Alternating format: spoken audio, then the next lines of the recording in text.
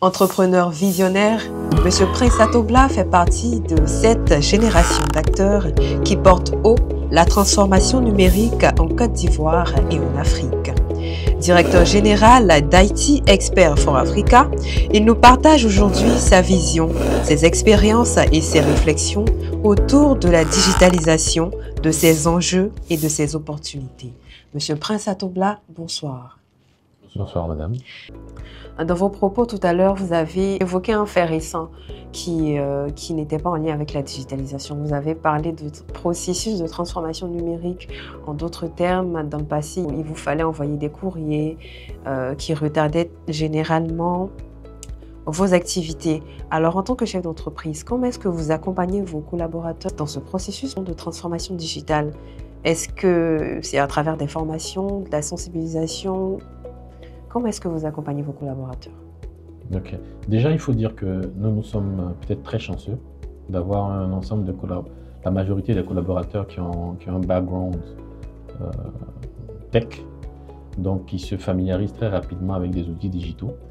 Mais à côté de cela, il y a quand même une minorité qui ne s'y connaît pas forcément très bien.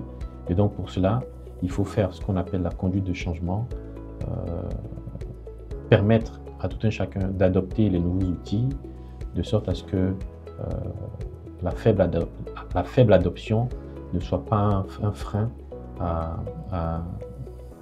ce nouvel outil qu'on veut voir adopté par l'ensemble des équipes. Mais pour vous dire, ça c'est notre cas, mais c'est pas ce qu'on rencontre très souvent lorsqu'on part chez des prospects ou des clients. La majorité des employés ne sont pas forcément très tech. Et donc pour cela, il faut conduire des formations à l'utilisation, des formations d'adoption.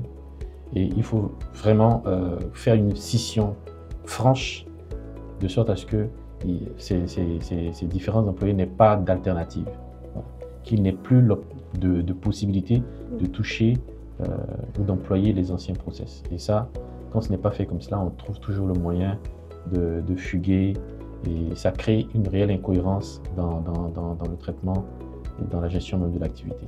Voilà.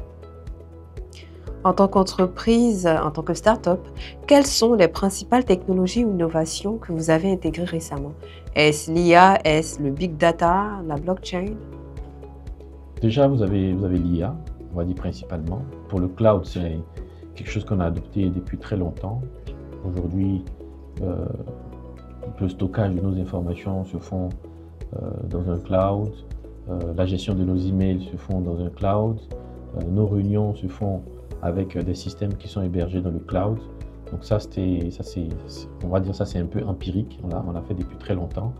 Par contre, avec l'évolution et la maturité des outils IA aujourd'hui, ce sont eux qu'on intègre au quotidien dans nos activités. Et donc ça passe par les comptes rendus de réunion, par les rapports de réunion, par le fait d'étoffer des emails avec de bons arguments à envoyer à des prospects, des clients, des fournisseurs. Donc aujourd'hui, l'IA est au quotidien et ça nous aide énormément à gagner du temps, ça nous rend plus efficaces, plus productifs. Et quand vous allez voir nos ressources techniques ou nos collaborateurs s'employer à faire aujourd'hui quelque chose qui prend du temps, c'est certainement une activité qui ne peut pas être sous-traitée à une intelligence artificielle. Voilà. Alors, en tant que fournisseur de services digitaux, quel impact observez-vous sur la compétitivité et la croissance des entreprises que vous accompagnez? Alors, ce qu'il faut comprendre, c'est que les résultats sont tout de suite visibles. Voilà, les résultats sont tout de suite visibles. Vous avez déjà un chef d'entreprise qui, de par le passé, avait peut-être besoin de passer un coup de fil pour avoir peut-être le point des ventes de la journée, qui aujourd'hui, à l'aide de son smartphone, arrive directement à avoir ces informations et à prendre des décisions. J'ai envie de dire, c'est du pain béni. C'est du pain béni. Voilà. Quand vous avez, j'ai envie encore de dire, un chef d'entreprise qui reçoit un coup de fil d'un de ses clients disant ah, tiens, je n'ai pas reçu tel document ou une offre comme ceci, ou l'offre que vous aviez envoyée, c'était quoi le montant. Le chef d'entreprise n'a pas nécessairement besoin de passer un coup de fil au commercial, mais il peut tout de suite sortir son téléphone et avoir la dernière offre qui a été envoyée à ce client-là disponible là tout de suite.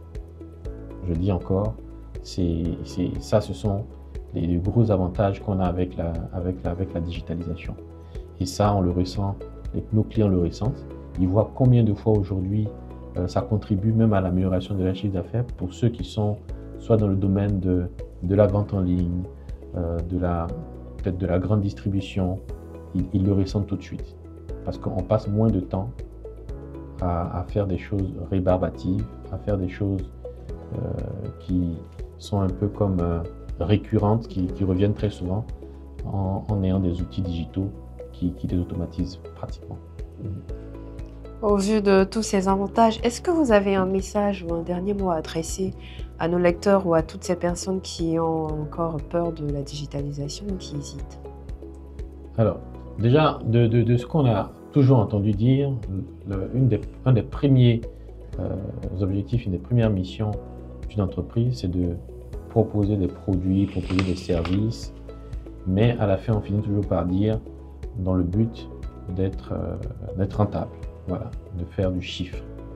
Donc, si de façon traditionnelle, les entreprises savent proposer leurs produits, leurs services et ont envie d'avoir une meilleure rentabilité parce que tout simplement leurs process seront fluidifiés, je veux dire, il n'y a pas de raison de ne pas se tourner vers la digitalisation, sachant que celle-ci peut intégrer également des outils d'IA.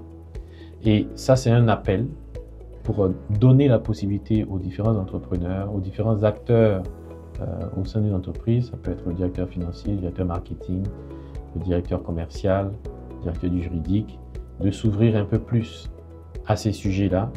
Et quand je dis ouvrir, c'est-à-dire ouvrir leurs portes, accueillir des entreprises comme la nôtre pour que nous puissions, permettez-moi du terme, les évangéliser sur la puissance des outils digitaux, les bienfaits de la transformation digitale, et après, ils n'auront qu'à décider et ils pourront voir la magie s'opérer.